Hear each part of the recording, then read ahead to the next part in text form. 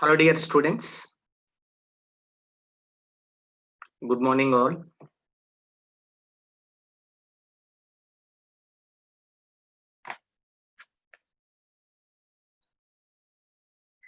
Students, are you able to hear my voice?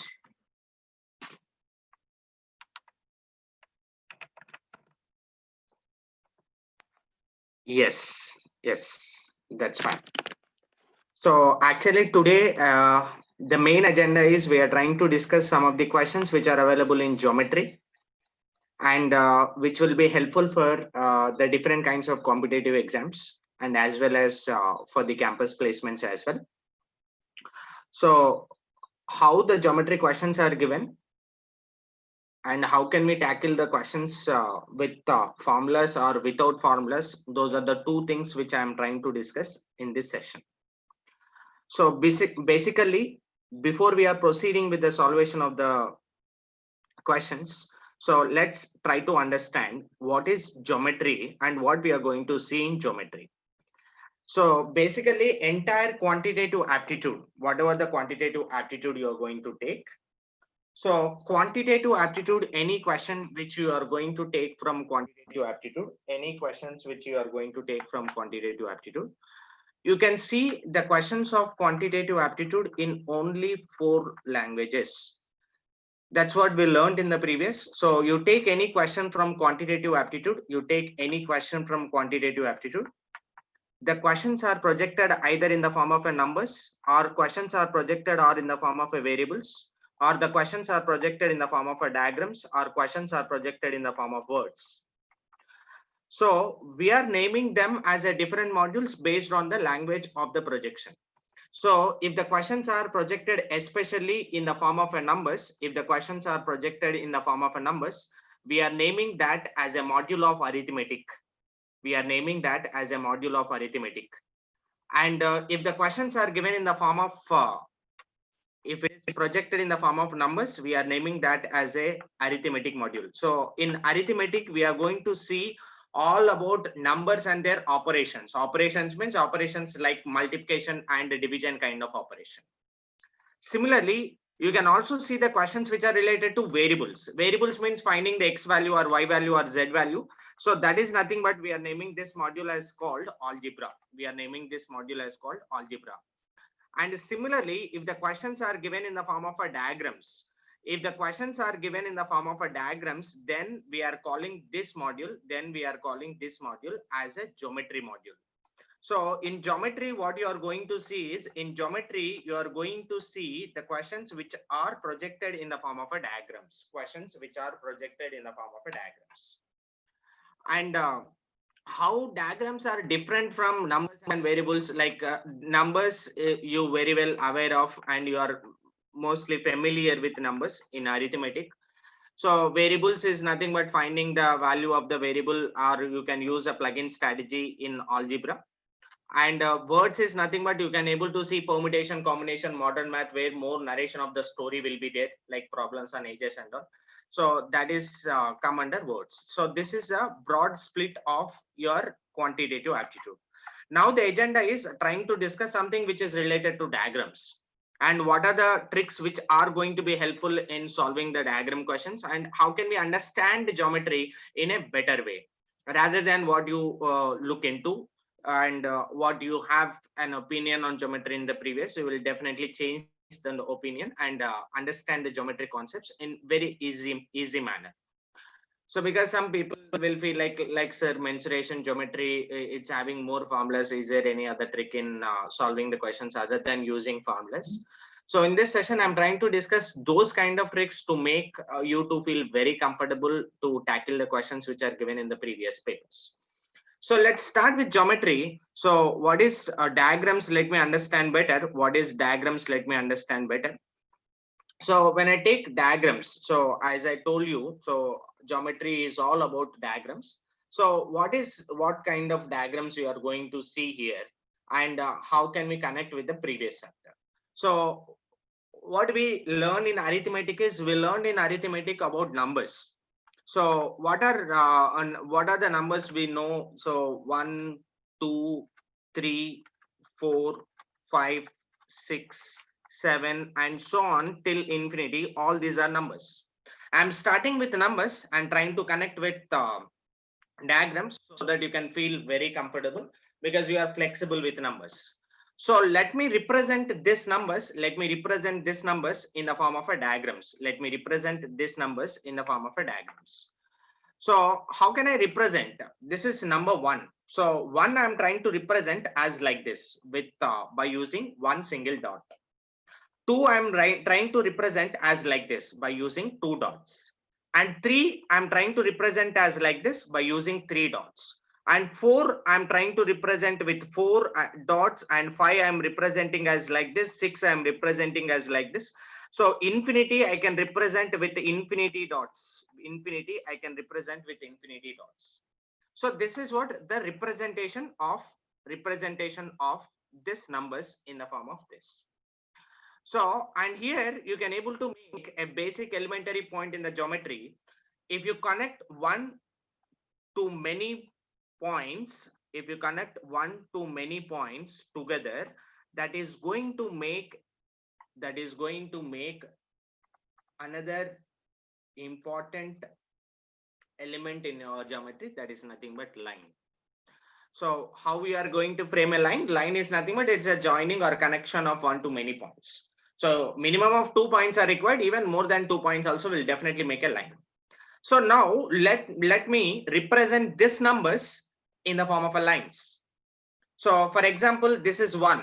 So 1 I am trying to represent with one line as like this.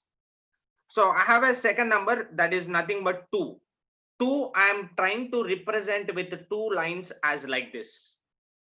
And 3 I am trying to represent with 3 lines as like this. 4 I am trying to represent with 4 lines as like this. 5 I am trying to represent with 5 lines as like this. 6 I am trying to represent with 6 lines as like this. Similarly, infinity 7 we can represent with 7 lines, like infinity can be represented with infinity lines. So all together will make a figure. Because of the infinity sides, it will be going to act like an arc. All together will make a circle. So what we can able to see from this diagrams is, so these are all the chapters which you are going to see in the entire geometry. In your entire geometry, and that too I'm talking about 2-dimensional geometry. In entire 2-dimensional geometry, or we can call it as a plane geometry. So in entire plane geometry, the first one is nothing but it is going to be line. So when 2 lines are intersecting, it is going to make an angle. So the first chapter which you are going to see in the geometry concepts is going to be lines and angles. So if 3 lines are intersected, that is going to make a 3-angled picture. This 3-angled picture, we are namely calling it as a triangle. If 4 lines are intersected, that is going to form a figure which is called quadrilaters, And if 5 lines are intersected, then that is going to make a pentagon. If 6 lines are intersected, that is going to make a hexagon. Similarly, infinity lines together will make a circle for us. So, and what we have to learn in geometry is, so geometry is all about starting with point and ending with circle. What are there in between? We have to learn about those things. Starting with point and ending with circle. 1 point to circle. Whatever the elements or whatever the diagrams or figures are there in between, we have to learn about those. And what type of questions you are going to see is, you are going to see the questions on angle based or length based and area based questions. So that is what you are going to see in the entire geometry. So the geometry, so basically what we have to learn. So geometry is all about numbers, representation of numbers in the form of diagrams. And when you represent the numbers in the form of a diagram, 1 become line, 2 become angle, 3 become triangle, quadrilateral, pentagon, hexagon. Like that, if I go and increasing with the number of sides, so infinity sides together will make a circle. So point to circle, whatever the figures are there in between, point to circle, whatever the figures are there in between, So all those things are going to be the discussion which is required in the geometry. All those things are going to be the discussion which is required in the geometry. So let's start with what type of questions which we are going to see in the geometry. So let's start with this. So we understood geometry is all about figures. Geometry is all about figures. And what type of chapters we are going to come across is you are going to learn about lines and angles. And at the same time, you have to aware of the questions which are related to triangles. And you have to aware of the questions which are related to quadrilaterals and areas of the figures, areas of shaded figures and areas of figures. These are all your two-dimensional geometry questions. So areas and perimeters of the figures. And at the same time, questions which are related to circles. So these are the chapters you are going to come across in the geometry module. So in the geometry module, you are going to see the chapters of lines and angles and questions which are related to triangles and the questions which are related to quadrilaterals, questions on areas, questions on circuits. So, but what I'm trying to discuss here, so what is line? Line is nothing but just now as per the previous discussion. So what is line? Line is nothing but it is going to be any 2 points you take, So if you join 2 points, that is going to make the basic point as line. So if you intersect 2 lines, that is going to make a basic element that is nothing but angle. And there are different types of angles actually.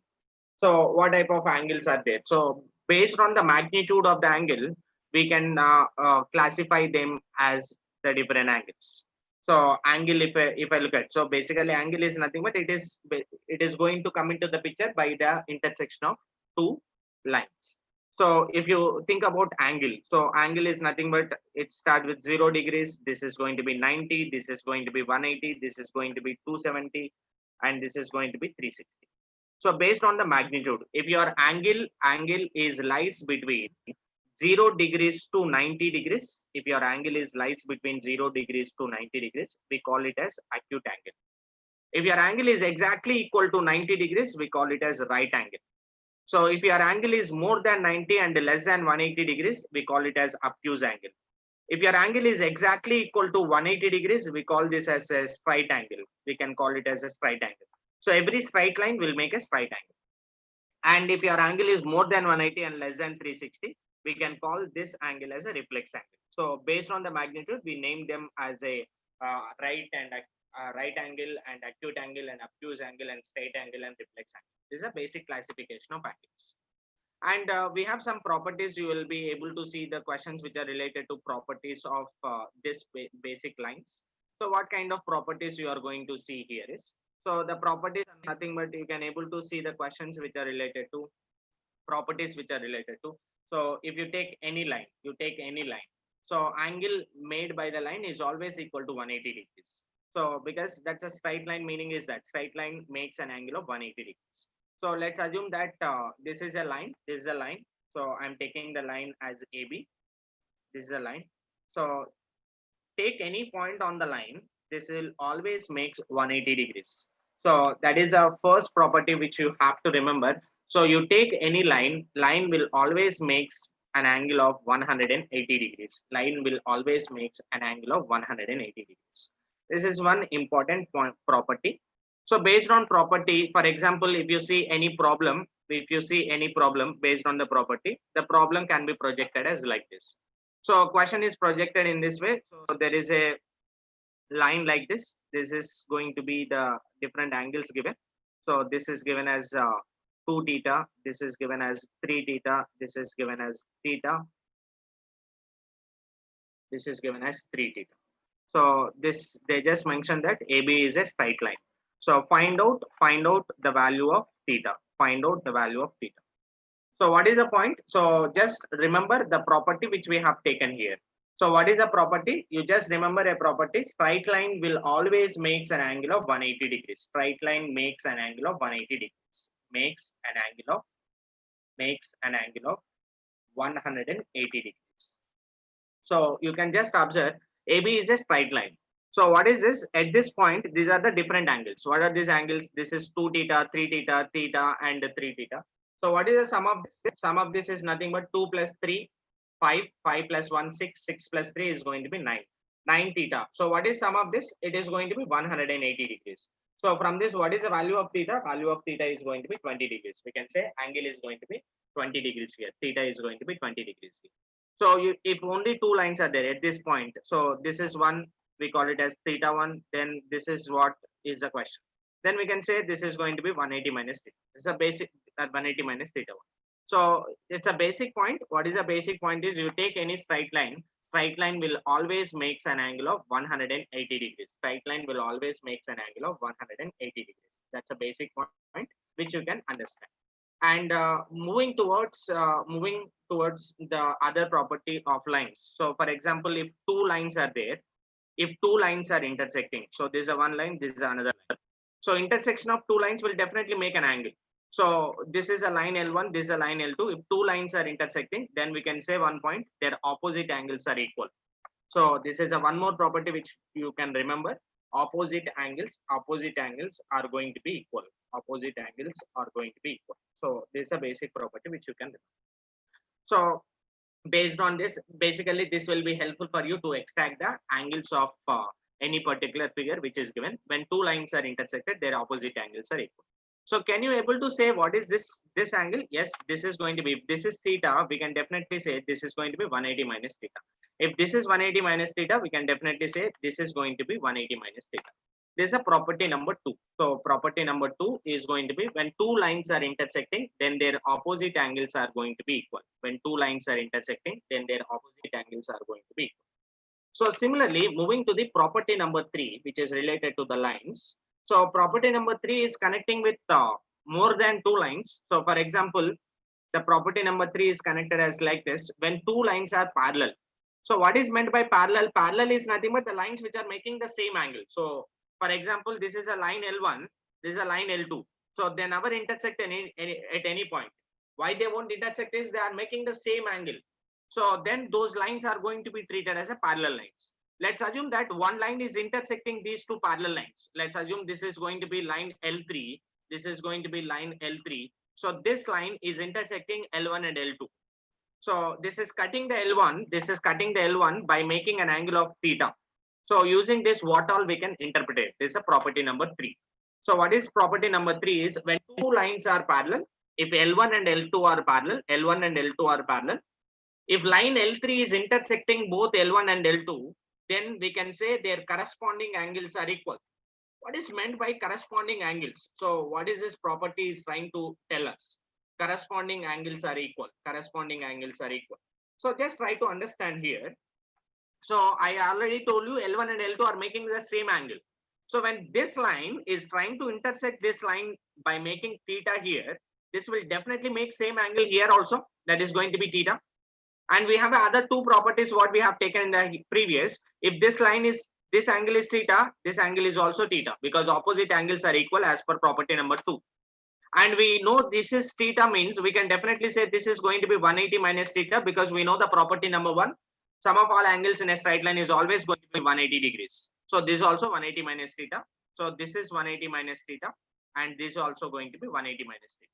So what I am trying to convey from this is, as per property number 3, when two lines are parallel, then their corresponding angles are going to be equal. So based on this, we can able to see the questions which are related to angle based. Questions which are related to angle based. So these are the basic properties which you are going to see based on the lines. So anyways, application of those along with the questions I will discuss later.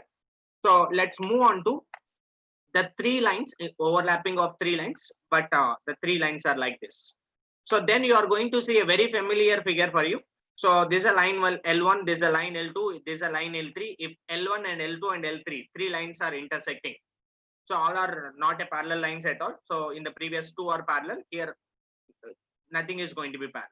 Then intersection of any two lines will make one angle here, one angle here, one angle here. So there are three angles available, theta 1 and theta 2 and theta 3. So this is called a three angled picture. This is called a three-angled figure. Three-angled picture. So what is this three-angled picture we are calling? We are calling this as triangle. We are calling this as triangle. So why we are calling it as a triangle? You can just observe. Tri means three. Angle means intersection of lines. Intersection of lines. So if three lines are intersected, then that is going to make a three-angled picture. We are naming that as a triangle. That is going to make a three-angled picture. We are naming that as a triangle.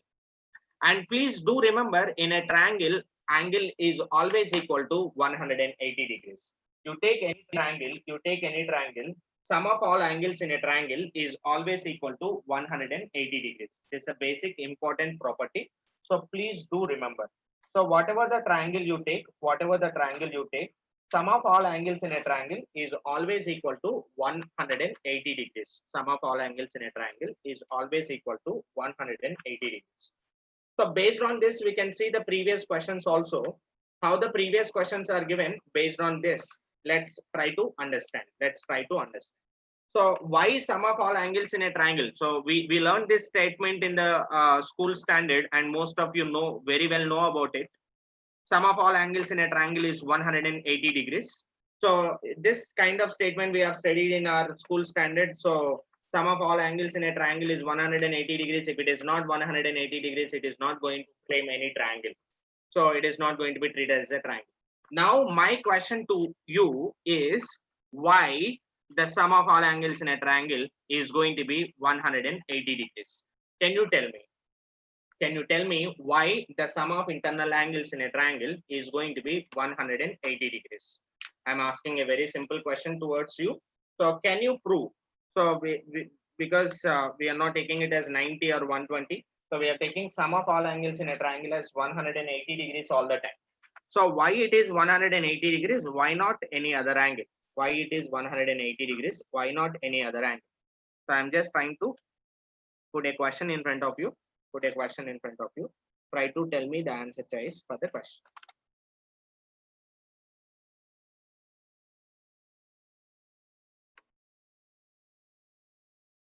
Why the sum of internal angles in a triangle is going to be 180 degrees? Why not any other angle? Why not any other angle?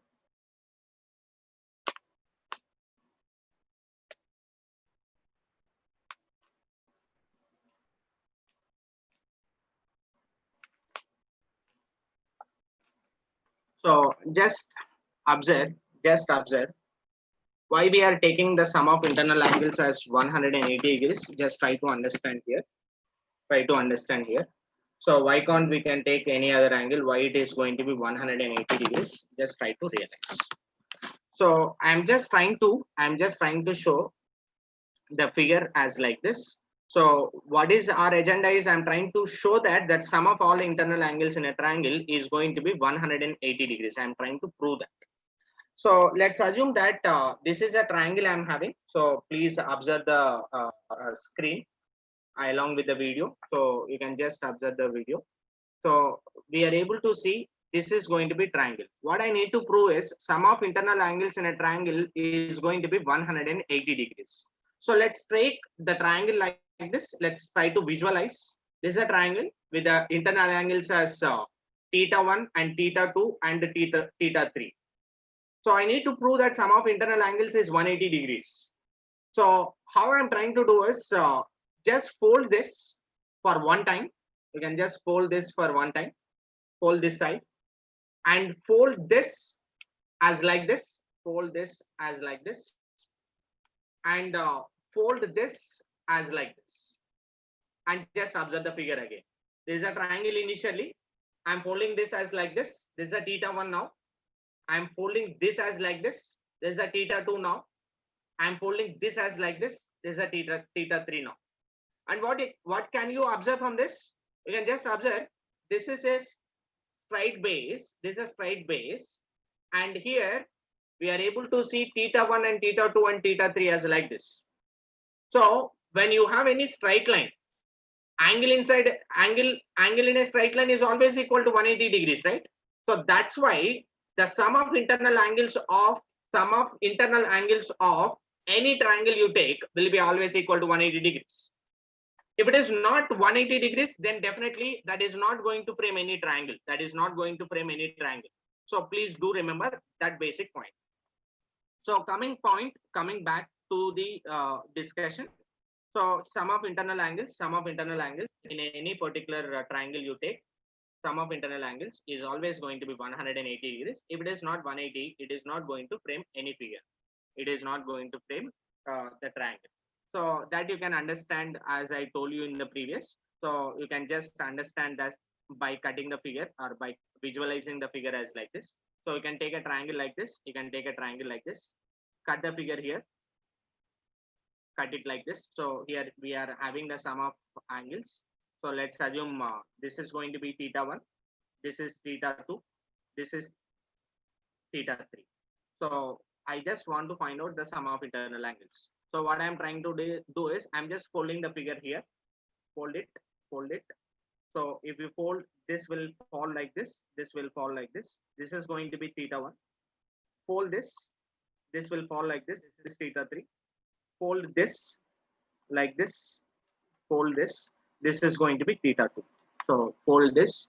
This value theta 2 will be falling here. Theta 2 will be falling here. Then this part will gone. This part will be gone.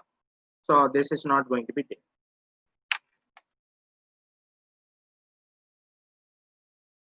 This is not going to be there. So what is required here is sum of internal angles is required. So sum of here we are able to see theta 1 and theta 2 and theta 3. Theta 1 and theta 2 and theta 3 are on a line. So we know that at a line, so these are the angles. One is theta 2, this is theta 1, and this is theta 3. So we understood that straight line will always makes 180 degrees. That's a basic classification of obtuse and acute and all the angles. So line will always makes 180 degrees. That means here all these are on the line. So we can say theta 1 plus theta 2 plus theta 3 is 180. That means we can definitely say in a triangle, always the sum of internal angles will be equal to 180 degrees. Theta 1 plus theta 2 plus theta 3. So always sum of internal angles is 180 degrees. So why I'm trying to discuss this point in deeper is you are able to see the questions in the placement papers and in the other competitive exams also, the questions which are related to polygons. So you take any figures like any polygon. So you are getting three types of questions in polygons. What are the three types of questions? Is one is you are going to have a questions on polygon, finding the sum of internal angles of a polygon, and you are going to see the questions of finding each internal angle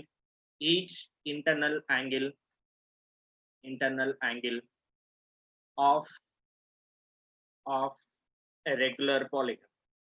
And sometimes you are going to see the question which is related to finding the number of diagonals of a polygon. So these are the three questions you are going to get from the polygon concept. So, and very easy, we can easily tackle. So one is questions which are based on finding sum of internal angles of a figure, questions which are based on finding the each internal angle of a regular polygon, and finding the number of diagonals of a polygon. These are the only possible questions which you can see from the polygons. Only possible questions, I am telling, only possible questions. That means you can expect only these three. So you can see the questions which are related to finding the sum of internal angle. You can see the questions on each internal angle. You can see the questions on finding number of diagonals. These are the three possible questions which you are going to see in the exams. So first, let me start with the discussion of sum of internal angles, and anyways, we can connect with the second point directly. So how can we find out the sum of internal angles of a figure? So let's start like this. So I'm asking a very simple question to you. I know very well all of you can answer this question.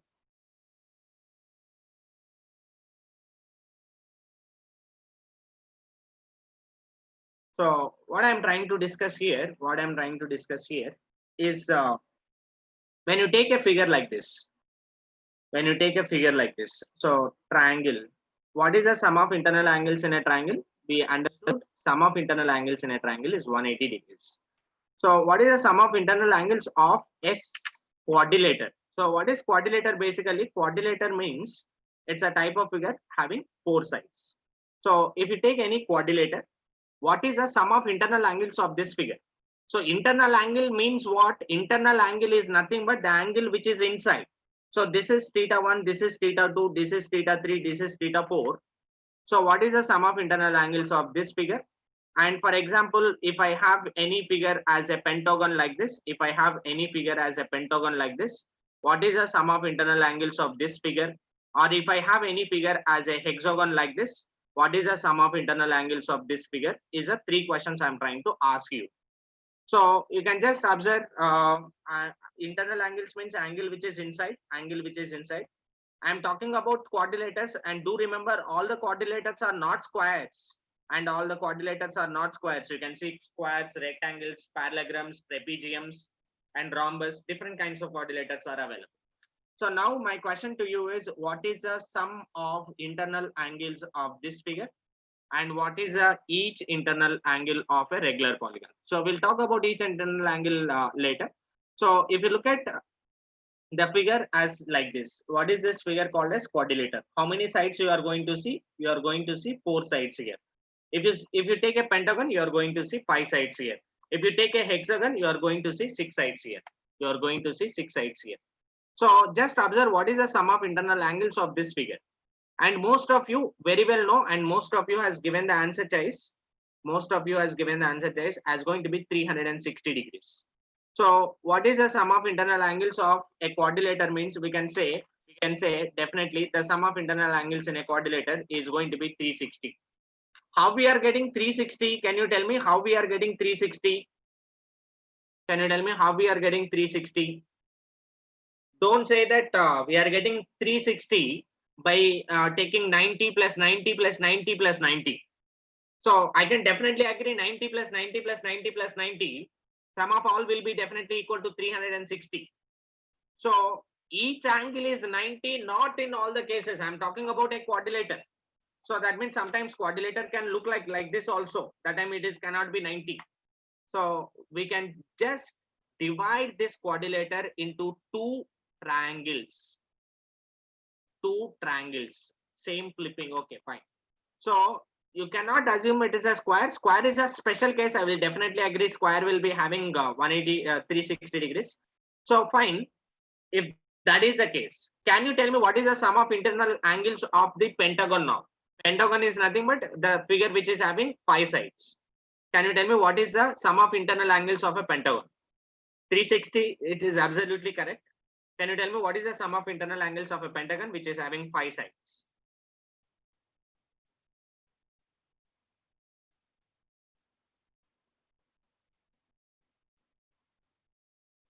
Okay, some students are saying 540. Fine. So if you are again thinking 360, there is no change, and don't think like that.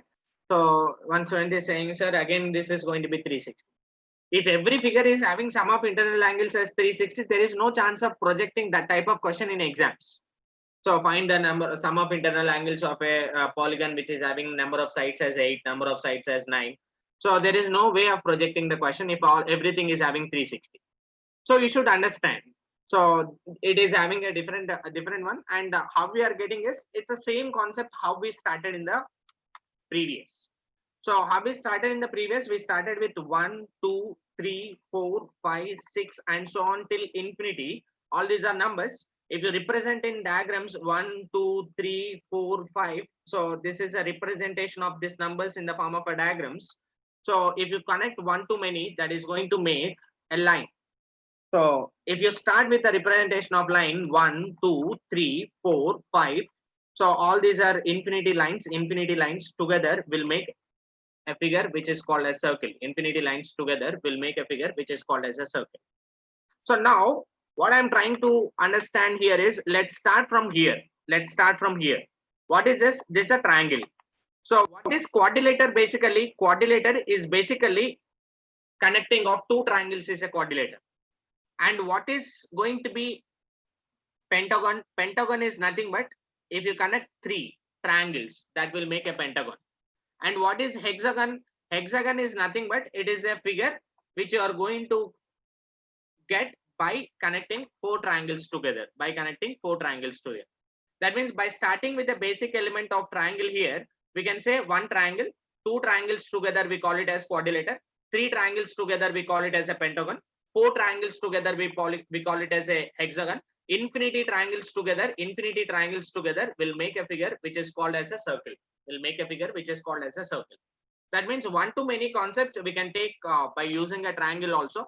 So from this data, you can understand what is a proof or what is the answer for the questions what we have taken in the previous. So that means you can just understand if I'm talking about any quadrilateral. So what is quadrilateral? Quadrilateral is a type of figure where four sides are there. So quadrilateral means we can say not only square, any figure you take, it is going to have two triangles. What is each sum of internal angles of each triangle? Just now we have discussed one triangle will have a sum of internal angles as 180 degrees. So because angle in a straight line is 180. So we can say 2 times of 180, the sum of internal angles of the figure will be equal to 360. Similarly, if I'm talking about any figure called pentagon, how many triangles are there? You can say start with any point. This is one triangle, this is one triangle, and this is not one more triangle. So, and please do remember, my dear students, don't take the overlapping triangles because our main agenda is finding the sum of internal angles. So please observe this figure. If you take a triangle like this, this is one, this is one, this is one.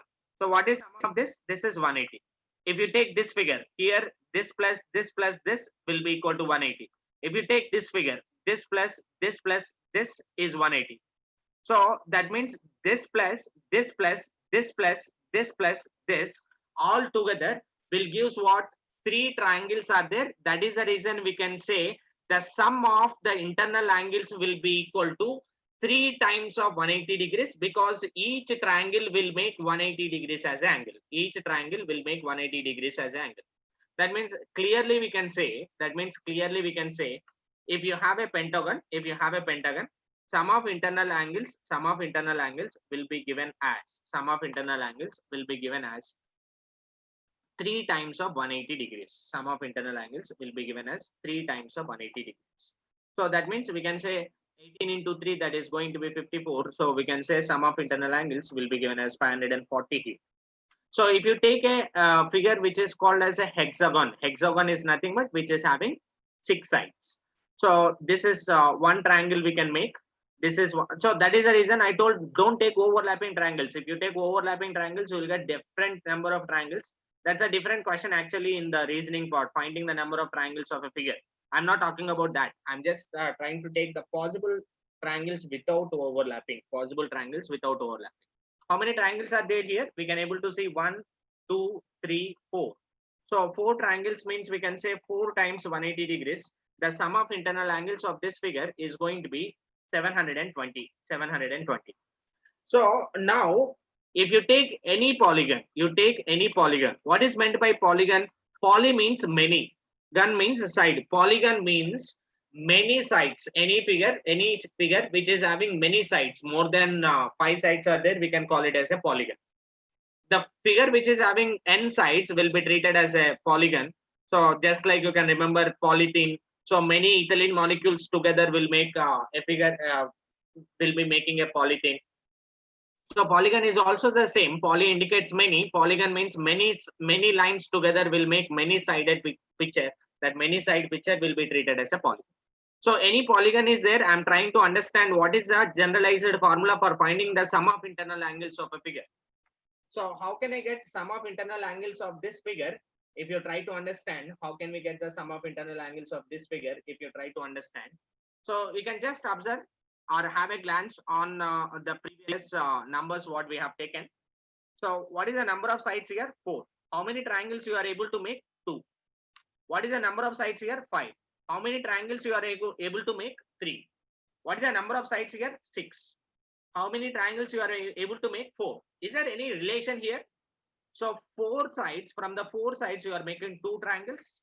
From the 5 sides you are making 3 triangles. From the 6 sides you are making 4 triangles. That means if you have n sides, You can make how many triangles? You can make, so 4 become 2, that means decrease of 2. 5 becomes 3, there is a decrease of 2. 6 become 4, there is a decrease of 2. That means if you have a n-sided figure, you can make n minus 2 triangles. Each triangle will have 180 degrees. That is the reason we can say the sum of internal angles of a figure will be equal to n minus 2 into 180 degrees. N minus 2 into 180 degrees. This is a formula which you can use in finding the sum of internal angles of any particular polygon. No matter whatever is the number of sides, you can blindly put it here and get the answer. I have seen so many times the question which is based on finding the sum of internal angles in the placement papers. And finding the sum of internal angles is not going to be any more difficult challenge. Finding the sum of internal angles is not going to be any more difficult challenge. You can just observe what is the number of sides and you can able to find. For example, if you have any question, they are asking you to find out what is the sum of internal angles of the polygon like this. What is the sum of internal angles of the polygon like this? So let's assume that the question is given. The question is given as like this. Find the sum of internal angles. Find the sum of internal angles of a decagon. So decagon is nothing but a polygon which is having the number of sides as 10. Decagon is nothing but a polygon which is having a number of sides as 10. Polygon which is having a number of sides as 10 will be treated as a decagon. So now if you observe,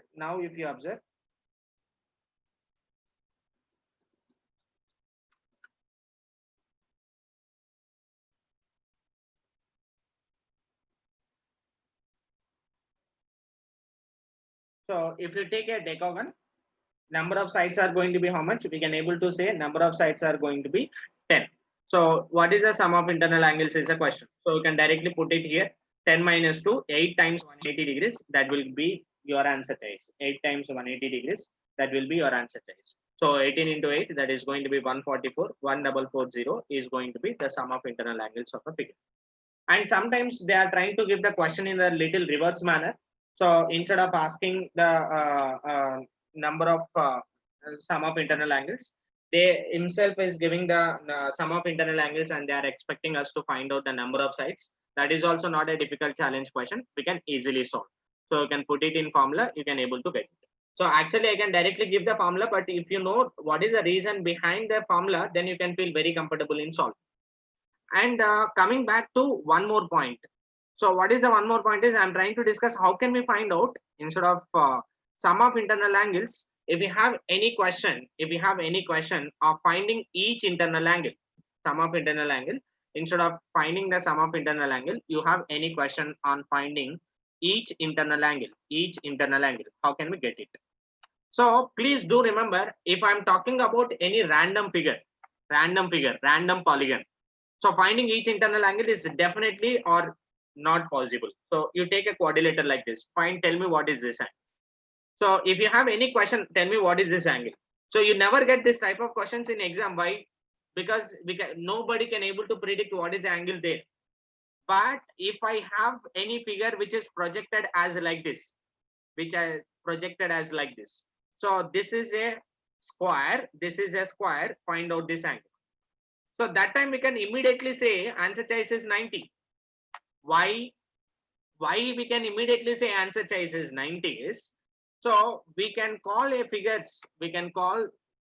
figure as a regular polygon. So there are polygons, irregular polygons will be there. For irregular polygons, finding the each interior angle is not at all possible, but there are figures called regular polygons. So when you take any regular polygon, how to get the sum of internal angles of a regular polygon, please try to understand. So sorry, each internal angle of a regular polygon. For example, what is this angle is a question. This is each internal angle which is inside, and each one they are asked. So what is the total angle? Total angle is 360. This 360 degrees angle need to be distributed equally to all the four sides. That will give the each internal angle. That means this 360 need to be distributed among the four. 360 by 4, we can say 90 is the internal angle. So if you have 540 as a sum of internal angles, this we have to distribute to equally to all. So there are 5. So equally, if you distribute to all, so 540 divided by 5, 180 is going to be each internal angle. So in a hexagon, what is each internal angle is? Each internal angle, we can say 120 is each internal angle. For example, you take any n-side polygon. So we understood what is the sum of internal angles of an n-side polygon. So that is n minus 2 into 180 degrees. Whether it is a regular polygon or non-regular polygon, the formula never changes. It will be the same. So when you see any regular polygon, for only regular polygons, we can find out each internal angle. So each internal angle of the figure will be given with a formula as, you can just observe this figure, sum of internal angles divided by number of sides will be 9. 540 divided by 5. That means we can say each internal angle is given with a formula as sum of internal angles divided by number of sides, or otherwise you can take it as a formula n minus 2 into 180 degrees divided by n will indicate each internal angle of the figure. Each internal angle of the figure. So that's how we can find out the sum of internal angles and each internal angles of any polygon. So, and we have one more type of question which is frequently we are getting from the polygon concept. That is nothing but questions which are related to finding the number of diagonals of a figure. So how the questions are given and how can we arrive the answer choices for the question. So let's try to understand. So you can just observe, if you find out any figure. So I'm trying to discuss a concept, how to find out the number of diagonals of a figure. So I'm asking a very simple question, the concept of diagonals.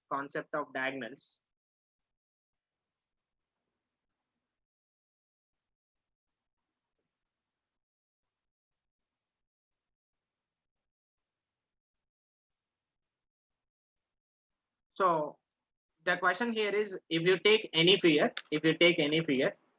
as going to be square or any quadrilateral, what is the number of diagonals in this figure?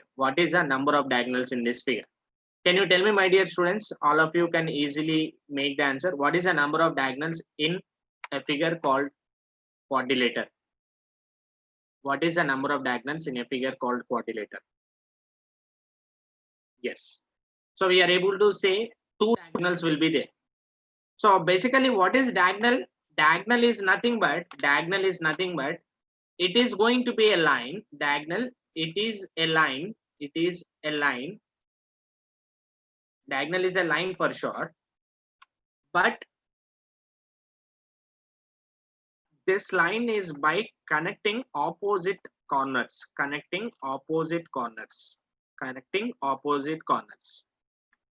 So this is going to be treated as a diagonal. So that means how many diagonals are there in this figure means I can say this is one diagonal, this is one diagonal, this is a one more diagonal. So the number of diagonals are going to be 2 here.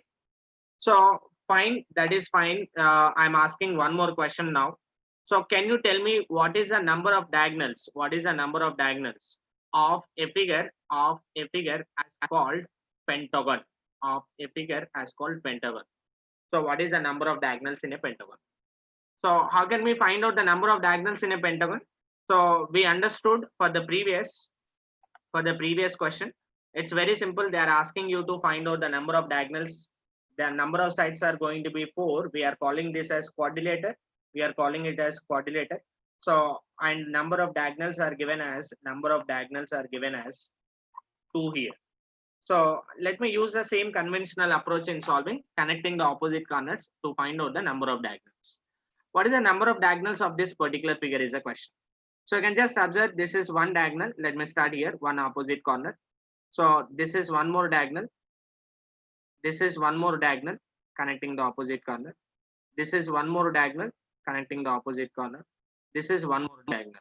So total how many diagonals are there? There are 5 diagonals available. So that means when you have any pentagon here, the number of sides are 5. So it is a figure, we can call it as a pentagon. So finding the number of diagonals of this figure, will be equal to 5. Number of diagonals of this figure is going to be 5. So similarly, if I take any figure as hexagon, So what is the number of diagonals in the figure called hexagon is a question. What is the number of diagonals in the figure as hexagon is a question. So how can you find out the number of diagonals? So number of diagonals is nothing but you are going to frame a diagonal by connecting the opposite corners, by connecting the opposite corners. So we can able to see here. So let's start with any one of the point and try to connect the opposite ones to get the number of diagonals. So this is one, and from here I'm going here. This is one. This is one. This is one. 1, 2, 3, 4, 5, 6, 7, 8, 9. So when you take a figure like this, you can able to see number of sides are going to be 6. We are naming this as a hexagon. And the number of diagonals here is going to be 6. Sorry, is going to be 9.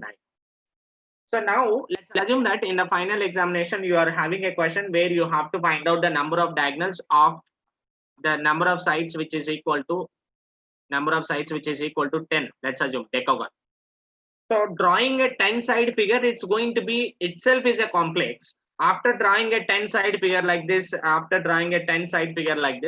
and then counting the number of diagonals in it will be more difficult challenge to proceed. So definitely that is going to be little impossible task to find out the number of diagonals of that particular figure. So then what we can do, or how can we arrive the number of diagonals of the figure by using any other kind of shortcut approach. So just try to understand, in order to find out the number of diagonals, this is a conventional way what I have used, and using this conventional way, I cannot apply the same conventional method for other thing to solve. So that's why you can just observe the other approach in finding this. So I'm trying to apply the modern math concept in solving this question of finding the number of diagonals.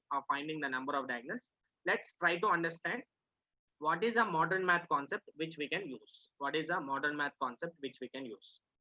So actually I'm trying to understand what is the number of diagonals in a polygon. So let's start with the same figure what we have started with in the previous. So let me take a figure called square. Square or quadrilateral. What is the number of diagonals is a question. So we know answer is 2. Let's understand this in the other way. How many points are there in a square? So I already told you this is going to be not only square, any quadrilateral. 4 points. Connecting of these 4 points will make a 4-line picture. This 4-line picture we are calling it as what? We are calling it as a figure of quadrilateral. So using these 4 points, how many lines you can make? If you have 4 points, from 4 points, how many lines we can make? How many lines we can make? Is a question. How many lines we can make? So how can we arrive the answer, guys? Just please do observe. How can we arrive the answer, guys? Do observe. So here, if you observe the question which is available,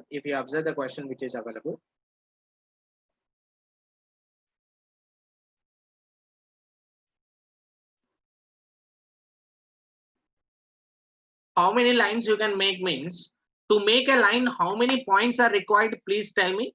To make a line, to make any line, what is line? Line is nothing but joining of 2 points. So can you make a line with 3 points? Yes, for sure. 4, 5, yes, for sure. So you can make so many points together also will make a line. But to make a line, minimum of 2 points are required. Minimum of 2 points will make a line. So using 4 points, how many lines you can make? So out of the four, choose any 2. Out of the 4, choose any 2. I'm using a concept of combination here. So what is concept of combination? Combination is nothing but NCR. What is NCR is out of the n elements, choosing r elements will come under the concept of NCR. So NCR is nothing but n factorial divided by n minus r factorial into r factorial. This is a formula which we can use in finding NCR. So that means whenever you are selecting or choosing or picking or drawing, that will come under the concept of combinations.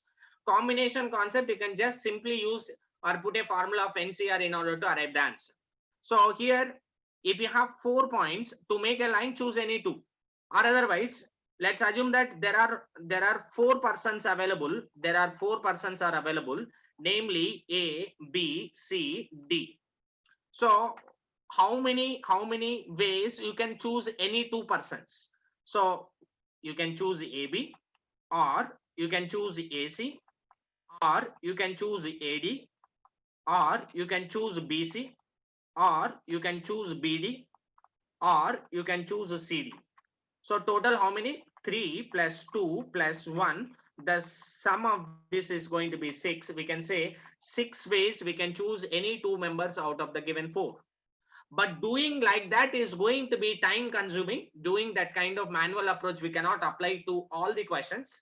That's why use a combination concept. That is what the use of modern math. Modern math is going to make your calculation part easier. Modern math is going to make your calculation part easier. So out of the four, choosing any 2 can be done in 6 ways in manual calculation, or otherwise you can simply take like this also. What is this? 4C2. So what is the meaning of 4C2? You can just observe. So 4C2 is nothing but 4 factorial divided by 4 minus 2 factorial into 2 factorial. So what is this value? 4 into 3 into 2 factorial divided by 2 factorial into 2 factorial. These two are anyways cancelled. You are going to get 12 by 2. That is going to be 6. So the same answer I am getting.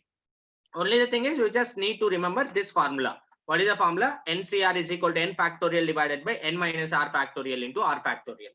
And that also we can simplify. Once you know NCR formula, we can say NC naught is going to be, or NC1, you can remember NC1 and NCN, and at the same time NC2, so that you can feel very comfortable. NC1 is nothing but n, and this is going to be 1, this is going to be 1, this is going to be n into n minus 1 by 2. So to make your calculations easy.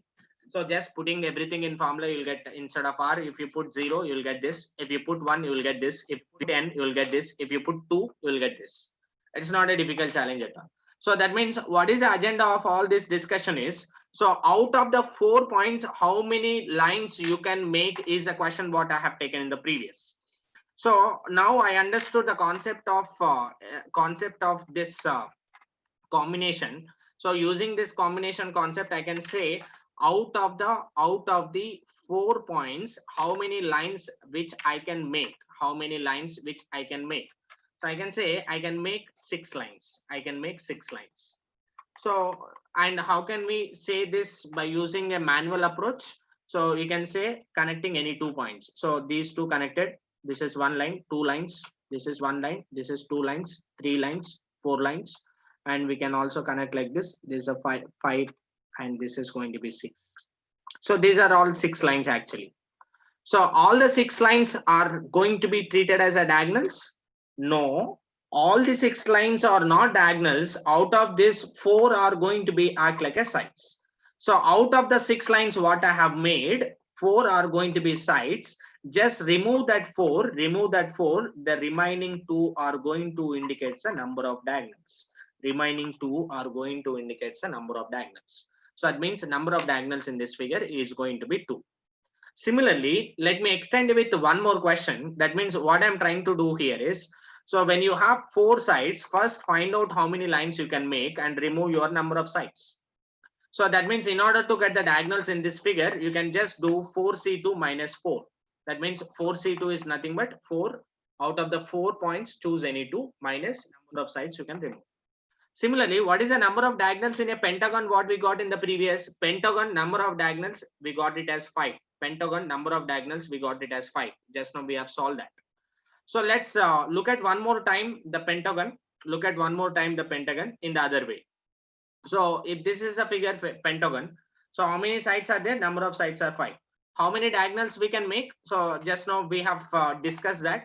So diagonals we can make is, you can just connect the opposite to 1. This is 1. This is going to be 2. This is going to be 3. This is going to be 4. This is going to be 5. So that means the number of diagonals in this figure is going to be 5, but this is a manual approach. Instead of using this manual approach, we'll understand what is a shortcut approach which we can use in finding this. How many points are there? Pentagon is nothing but it is going to be formed with the 5 lines, or we can say with 5 points. So using 5 points, how many lines you can make? Using 5 points, how many lines you can make? Can you tell me how many lines we can make? So to make a line, we need any 2 points. So using 5 points, choose any 2. Out of the 5, choose any 2. That will give 5C2. So what is 5C2 value? 5C2 is nothing but 5 factorial divided by 5 minus 2, 3 factorial into 2 factorial. So if you further simplify, it is going to give a result as 5 into 4 divided by 2, that is giving a result as 10. That means using 5 points, we can able to make 10 lines. Using 5 points, we can able to make 10 lines. But all the 10 lines are not going to be act like a diagonals. So out of the 10 lines, 5 are the sides. So 10 minus 5, it is giving the number of diagonals are going to be 5. So that means what I'm trying to use is, I'm trying to use a direct formula. If you have 5 sides, just find out the total number of lines, 5C2 minus 5. That means we can generalize this. So that means how can we generalize? The same logic what we have applied for the previous. So if you are able to see any quadrilateral, so what is the number of diagonals means? We can say in quadrilateral, in order to get the number of diagonals, we can say 4C2 minus 4.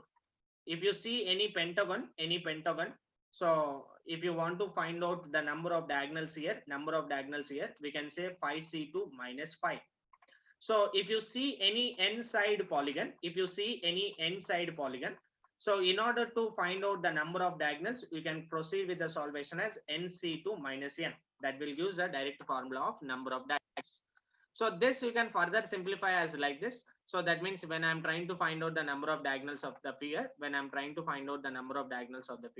so I can just use, if you have any n-side polygon, you can just use nc2 minus n in order to get the number of diagonals. What is nc2? nc2 is nothing but n into n minus 1 by 2. How I am getting it? nc2 is nothing but n factorial divided by n minus 2 factorial into 2 factorial. So this is what the formula, right? So n factorial I'm writing. So 5 factorial means 5 into 4 factorial, or 5 into 4 into 3 factorial. So I'm writing n factorial as n into n minus 1 into n minus 2 factorial divided by n minus 2 factorial into 2 factorial. Anyways, these will be gets cancelled. I'm getting a result as n into n minus 1 by 2. So that's why I'm taking nc2 as going to be n into n minus 2 by 2, n minus 1 by 2. So nc2 minus n will indicate the number of diagonals. nc2 minus n will indicate the number of diagonals. So you can take out n as a common factor. We can write n minus 1 by 2 minus 1. So if you further simplify, we can write it as n into n minus 3 by 2. You can use this as a direct formula in finding the number of diagonals of any polygon. You can use this as a direct formula in finding the number of diagonals of any polygon. So that means if you take any question, of polygons, so you can use this kind of strategy in making the answer. That means, for example, the previous Capgemini question, the question which is projected as a like this. So a polygon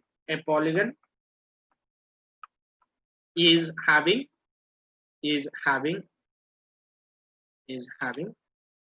10 sides.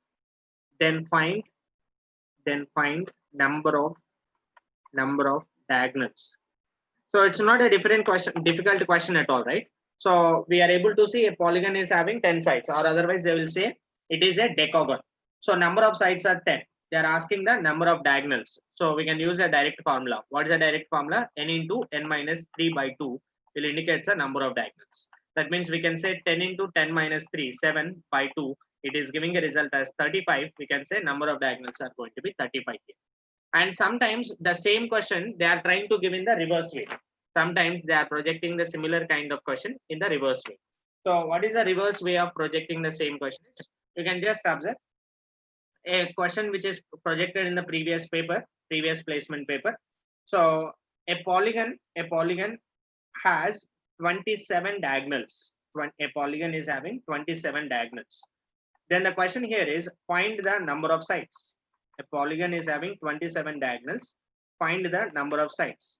And you have an option choices which are projected here. Option A is 8, option B is 11, option C is 12, option D is going to be 9. So what is the number of sides here? So you can just observe. Question is given in the little reverse way. So one is you can just go with a plugin strategy. You can go with a plugin strategy, or otherwise you can use a formula. But when I go with the formula, as n into n minus 3 by 2 will indicate the number of diagonals, that is equal to 27. So please observe carefully. It is going to be n into n minus 3 will be equal to 27 into 2. So that means n square minus 3n minus 54 is equal to 0. So then again you have to solve this, get the value of n and then put the value. So how can we solve this? So it is just the basic calculation. We can just solve it further. As 9 into 6 we can take as 54. So minus 9n plus 6n minus 54 should be equal to 0. So from this data we can say n minus 9. If you take n as a common factor, we can write it as n minus 9. If we take 6 as a common factor, we can write it as n minus 9 is equal to 0. N minus 9 into n plus 6 is equal to 0. That means n is equal to 9 and n is equal to minus 6. Minus 6 is not possible. We can say number of sides are going to be 9. So this is one approach, but you very well understood doing like this is consuming a lot of time from your end. So instead of that, you just try to proceed with the plugin strategy. This is going to be time consuming process. So don't apply that kind of method. Go with a strategy of plugin in making the answer choice faster. So how can we apply plugin strategy? 27 diagonals are required. So let's start with 8. So if you have 8 sides, 8 into 8 minus 3 divided by 2, it is giving 20. It is not possible. So let's take a little more than this. So let me take 9 because we have close number 27. If I take 9, so n into n minus 3 by 2, 9 into 9 minus 3, 6 by 2. If I calculate this further, 9 into 3, 27. It is matching. You can mark it as answer. So use a plugin strategy instead of using a formula if it is a reverse question. So they are intentionally giving the reverse question to confuse you because you can solve the question of quadratic equation, making into quadratic equation and proceeding. So that's a little time consuming. Instead of that, go with this kind of approach. You can feel very comfortable in proceeding. So that is how you can able to see the question. So altogether, what I'm trying to summarize is whenever you are able to see the questions which are related to polygons, these are the possible questions which are giving from the previous papers. So one is you can able to see the questions of polygons where you have to find out the sum of internal angles. Questions of polygons where you have to find out sum of internal angles. Sum of internal angles of n side figure. If you have n side, you can make n minus 2 triangles. Each triangle is having 180 degrees. N minus 2 into 180 degrees will indicate sum of internal angle. If you want to find out each internal angle, so sum of internal angles is given as n minus 2 into 180 degrees. So divide with the number of sides that will give each internal angle.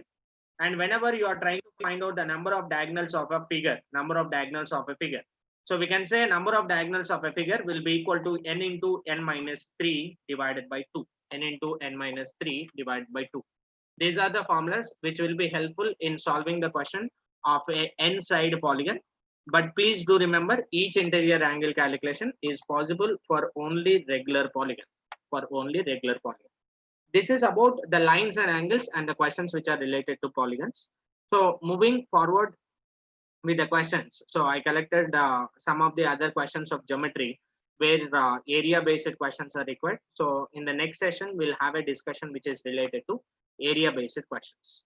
So I'm trying to discuss the questions which are related to area based in the next section. So area based questions are going to be very easy. So only the thing is you just need to know the formulas. If you know the formulas, you can feel very comfortable to proceed. So this session will be extended to tomorrow also. So I'm trying to show some formulas. You can just observe the formulas which are related to areas. Whenever you see any figure as a square, the area of the square is a square and perimeter is going to be sum of all the borders 4a, a plus a plus a plus a. Diagonal is going to be root 2a. So if you see square is a type of the quadrilateral where you can able to see all sides as equal and angle between any two sides is 90 degrees. And if you take a rectangle, rectangle is a type of quadrilateral where you can say opposite sides are going to be equal and angle between any two sides is 90 degrees. Area will be given as length into breadth. Perimeter is given as 2 times L plus B. Diagonal is root over L square plus B square. So if I'm talking about a trapezium, trapezium is also a type of quadrilateral where you can able to see two bases here. Area will be given as half into B1 plus B2 into height. So, and rhombus is a type of quadrilateral where you can able to see all the sides are equal, but angle between any two is not 90. If it is 90, that will be treated as a square. But in rhombus, diagonals are going to be perpendicular bisectors. Area will be given as half into D1 into D2. Perimeter is nothing but 4A, sum of all the borders. If I'm talking about a triangle, yeah, half into base into height is the area of a triangle. If I'm talking about exclusively an equilateral triangle, which is having all sides as equal and angle between any two is 60 degrees, then area will be given as root 3 by 4 a square, where a is the side length of the triangle. Perimeter is 3a. Height is nothing but root 3 by 2a. Remember, very important formulas. And regular hexagon, if you take, hexagon is nothing but a 6-side figure. Using the regular hexagon, you can make 6 equilateral triangles. Each equilateral triangle is root 3 by 4 a square area. So area of a hexagon, regular hexagon, will be given as 6 times root 3 by 4 a square. Perimeter is anyway sum of all the borders, that is nothing but 6a. And if I'm talking about a circle, circle is nothing but from a fixed point with a fixed distance. If you take the locus around this, then that will make a circle. So circle is nothing but locus of all the points from a fixed point with a fixed distance. The fixed point is called as a center. The fixed distance is called as a radius. And the area will be given as pi r square and perimeter is going to be 2 pi r. And the diagonal is diameter is given as 2r. So these are the basic formulas which I'm expecting you to remember. These are the basic formulas which I'm expecting you to remember. So if you can remember these basic formulas, tomorrow we'll have the discussion of the questions which are related to the questions which are related to this. Okay. Questions which are related to this.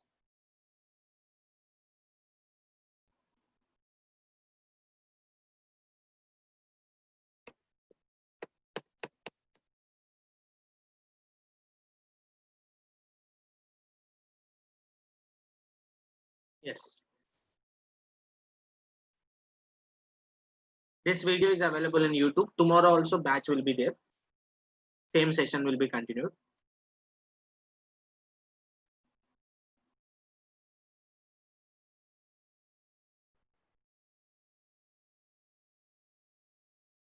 Continue tomorrow.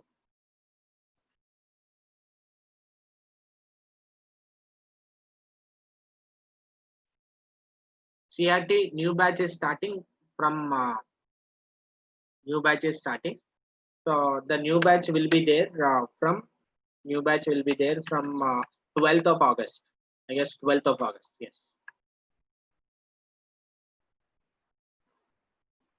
You can see this recorded video in the YouTube channel. Live is there. My next batch of CRT is starting on 12th August. So tomorrow we'll go with more exciting content where whatever the formulas which I have given right now, without you knowing those formulas, how to make the answer choices, we'll have a discussion. So with more wonderful tricks which you didn't learn in the previous or seen in the previous. EIA means each internal angle. Okay. Thank you so much.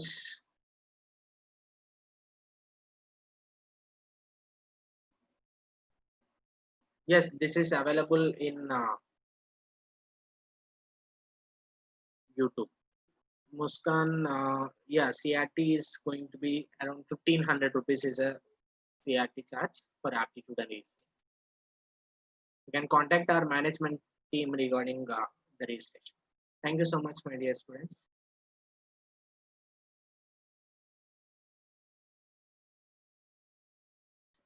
So basically what we blindly by heart the formulas, instead of by hearting, we just learned what is the reason of the questions. Okay.